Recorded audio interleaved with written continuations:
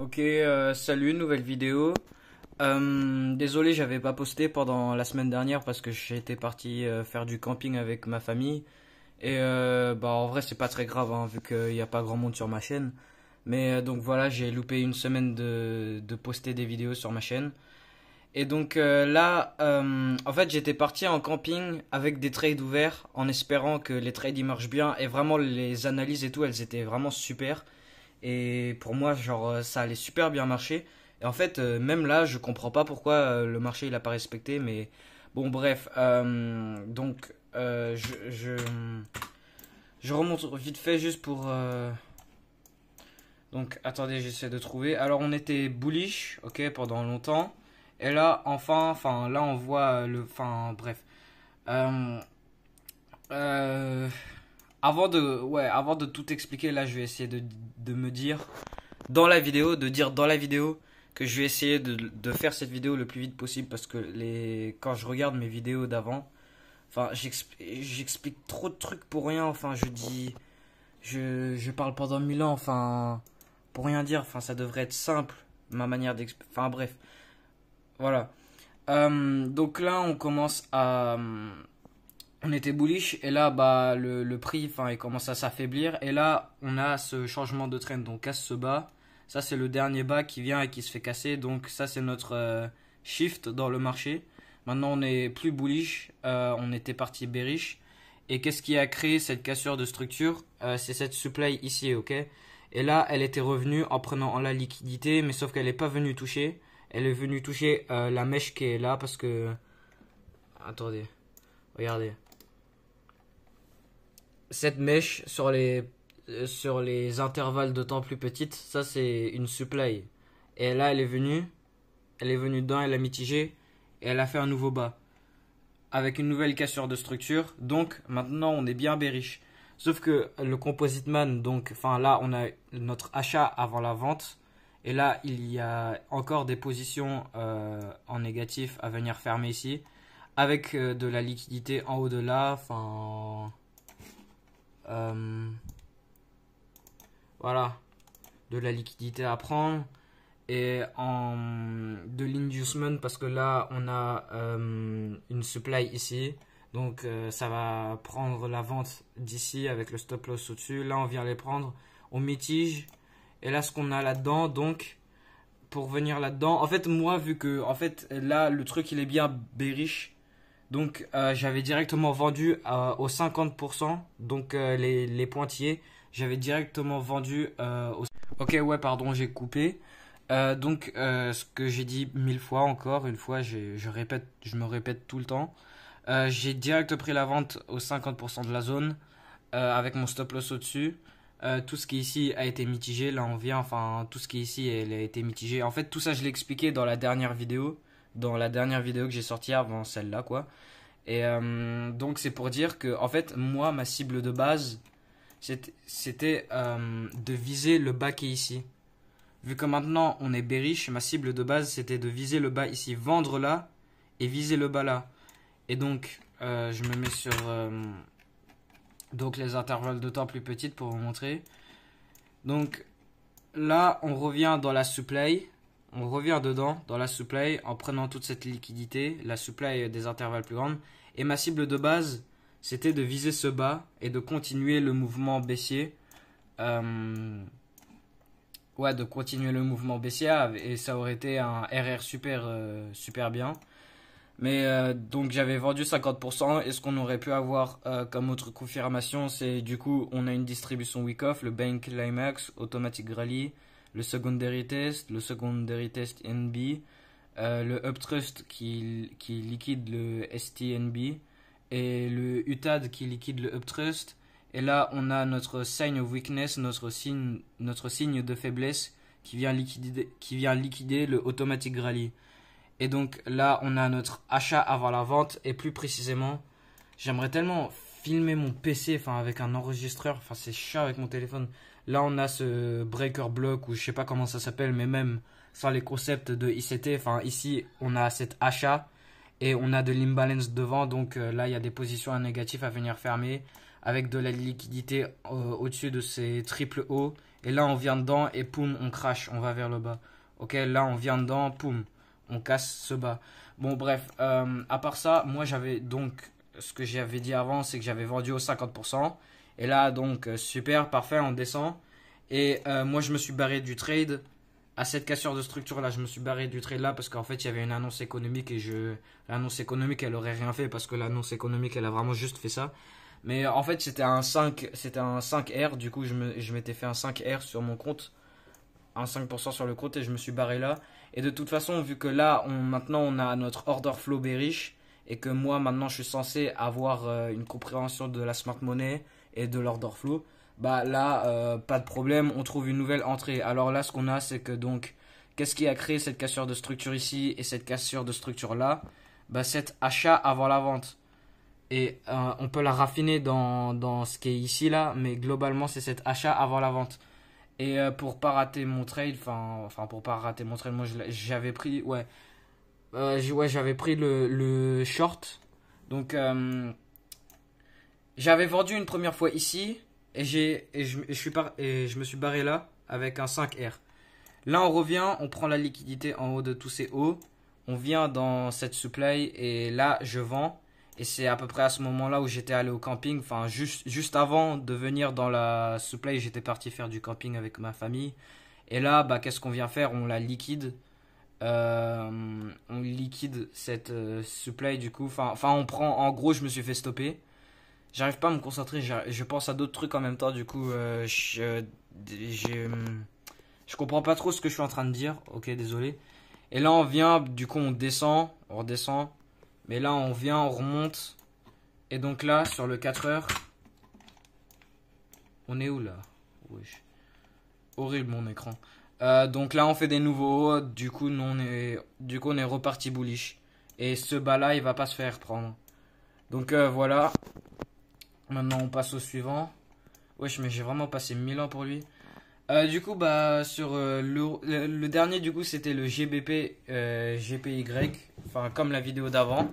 Du coup, la vidéo de juste avant, c'était pour expliquer le trade gagnant que j'avais pris sur ça. Et là, du coup, je viens de vous dire que j'ai pris un gagnant plus un perdant. Du coup, un moins 1 R. Du coup, j'ai fait moins 1% sur le perdant que je vous ai expliqué juste avant. Et sur celui-là, bah, on va voir.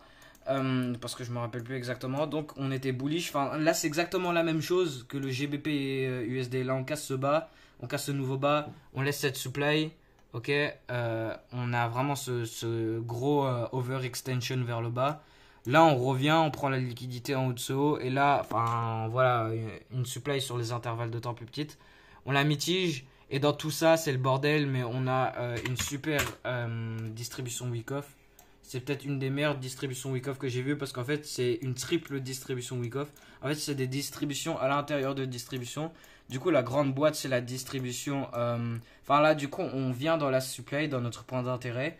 Preliminary support, buying climax, automatic rally, secondary test, uptrust qui liquide le secondary test, le UTAD qui liquide légèrement le uptrust. Et là, on a notre sign of weakness qui vient liquider le automatic rally. Et à l'intérieur de ça, on a buying climax. Ça, du coup, sur les intervalles de temps plus petites. Buying climax, automatic rally. Un secondary test ici. Le secondary test ici, c'est le uptrust sur la plus grosse distribution. Là, le uptrust sur la petite distribution, c'est le UTAD sur la grosse distribution. Et là, on descend. Et donc, ce sign of weakness, c'est du coup le sign of weakness de cette petite distribution et de la grosse distribution. Du coup, on a deux distributions. Et là, on revient du coup, on laisse cette last point of supply ici. On laisse cette supply ici avec du volume, avec sûrement des retracements Fibonacci, avec... putain, je suis perdu. Attends. Donc, bon, on s'en fout. Là, on a une distribution week-off. Ok, dans tout ça là, distribution week-off. Là, on a cette supply. Et nous, ce qu'on va faire, c'est vendre à cette supply. Ok, là, cette supply, on vend. LPSY, last point of supply, on vend là. Et là, bah, qu'est-ce qu'on a après notre sign of weakness? Buying climax, automatic rally. Le test de l'automatic rally. On a le UTAD, un uptrust. Enfin, ouais. Un uptrust qui liquide le buying climax. Enfin, ils sont tous différents, les distributions week-off. Enfin, j'ai pas envie de faire de cours là. Tout ce que je veux faire, c'est c'est d'expliquer mes trucs là. Je prends 1000 ans à expliquer mes trucs comme si c'était un cours, alors que non. Donc là, on vient.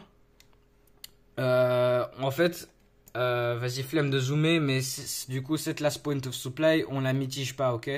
On la mitige pas. Ici, il y a des achats. On vient mitiger, enfin, en fait, la supply globalement, c'est ça. Bon, bref, on vient mitiger ça et j'avais mon ordre limite là, mais je me suis pas fait déclencher parce que je l'avais genre vraiment pile là, à cet achat avant la vente là. Donc là, on vient pas la toucher. Sauf que du coup, pour venir mitiger une supply, on a un nouvel achat avant la vente, avec une double imbalance. En gros, ça c'est un autre concept de ICT, où genre on a une imbalance là, et pour venir remplir cette imbalance, on a une autre imbalance juste devant. Donc on a une double imbalance. Alors là, il y a vraiment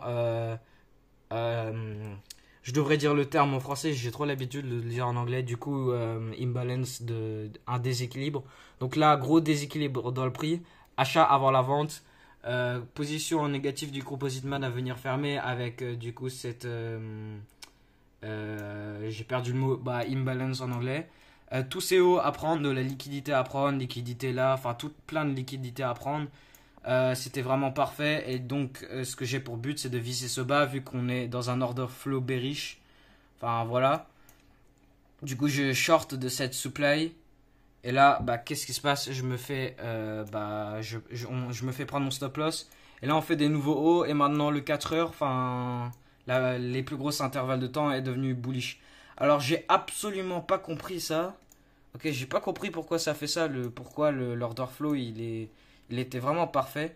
Enfin, là, c'est vraiment juste parfait. On est dans un order flow bearish, ok? On casse ce bas. Enfin, pourquoi j'explique 1000 fois, là? Elles sont tellement nulles, mes vidéos. Je m'énerve tellement. Enfin, là, je suis énervé, là. Parce que là, vraiment, genre, je me perds dans mes explications. Alors que j'ai tellement de trucs à expliquer, ça me saoule. Bon, pas grave. Du coup, là, je me fais prendre sur ça. Maintenant au prochain. Du coup, ouais, sur lui là que je vais juste expliquer, c'est un moins 1 R, du coup moins 2 R pendant au camping. Et là, moins 2 de plus, du coup ça fait moins 4, je crois. Enfin, je sais plus exactement. Mais là, ce trade là, il est super. En fait, tous les trades sur le GPY là, du coup ça fait 3 trades sur le GPY, ils sont vraiment parfaits. Donc là, enfin là, c'est vraiment des intervalles de temps énormes, hein. Là, c'est le 4 heures, là, c'est vraiment de l'analyse top-down, mais vraiment énorme. Donc là, on est bullish. Et là, maintenant, on vient bearish. Ok, j'ai flemme d'expliquer pourquoi. Et là, on vient dans cette supply. En fait, on vient pas vraiment. On vient juste prendre l'imbalance. Enfin, bref. Donc là, ce qu'on a, c'est que, du coup, on est bearish sur les plus grosses intervalles. Et là, en fait, on vient casser ce bas. Donc là, on est bearish ici aussi. Donc là, on est bearish. Et qu'est-ce qu'on laisse? L'achat avant la vente avec du volume. Si la personne qui voit cette vidéo, si jamais quelqu'un sur la vidéo qui voit la vidéo, si jamais cette personne la voit, là il y a du volume du coup. Achat avant la vente, combination avec une pattern harmonique Gartley, ok, une pattern harmonique validée de Gartley. Donc en fait on est bearish. Si vous avez pas, si quelqu'un voit la vidéo et qui n'a pas compris pourquoi est-ce que je suis bearish, flemme d'expliquer, on est bearish, ok? On est bearish là. On a cette supply à venir mitiger avant de casser les bas ici, avant de faire des nouveaux bas. Et donc on a un pattern harmonique, on vient mitiger cette supply. Et là,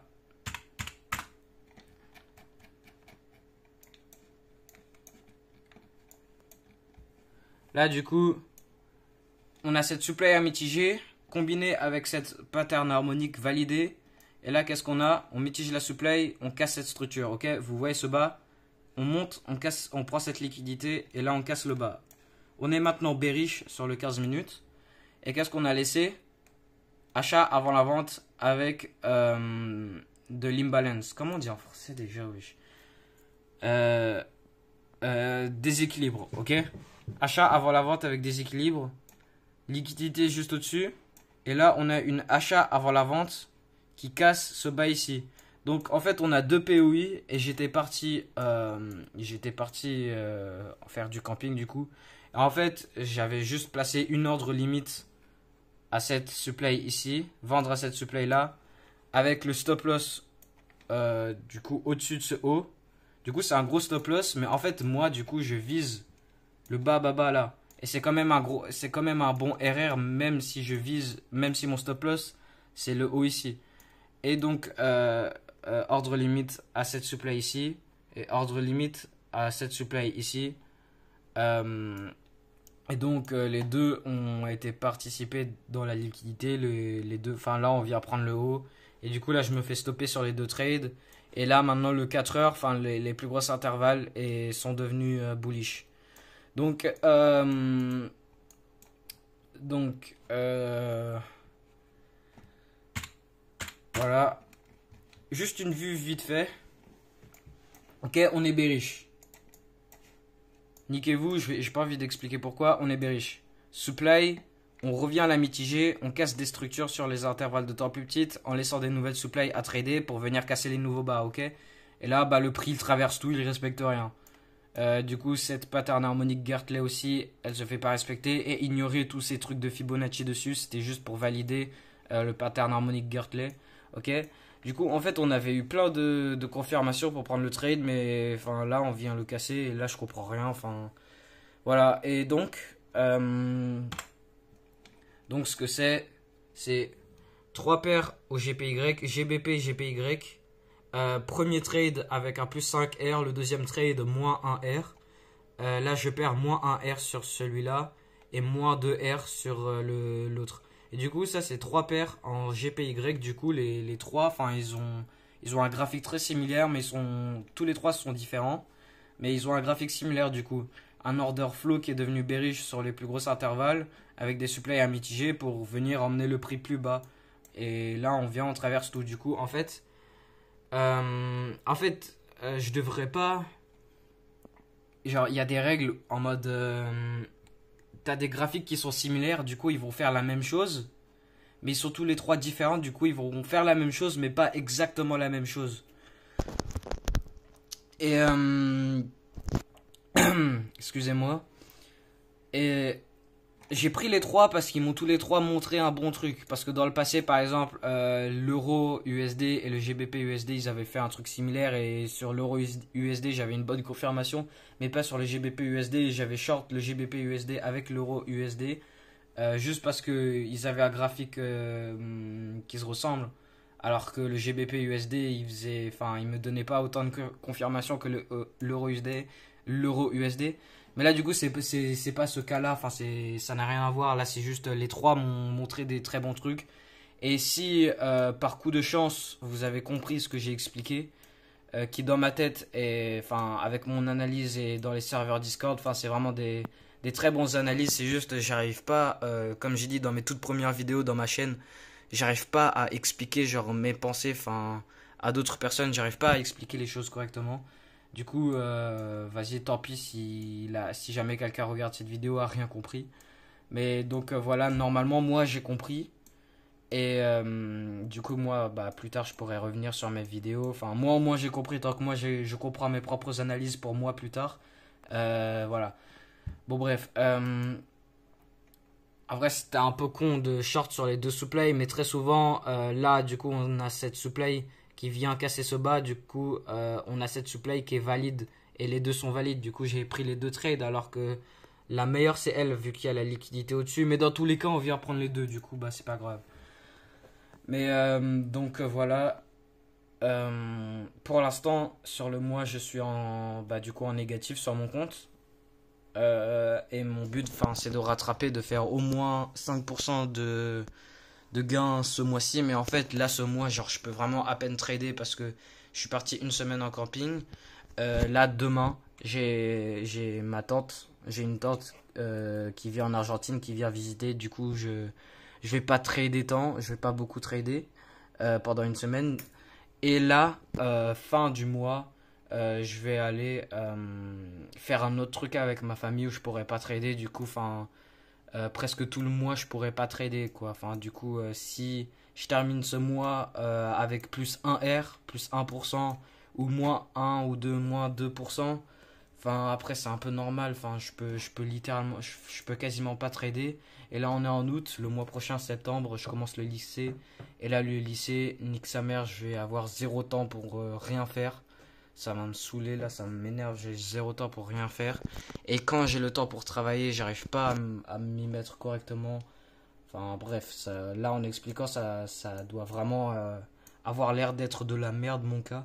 Mais bref, du coup, récapitulatif, récap vite fait. 3 trades GBP et GPY, Euro GPY, USD GPY.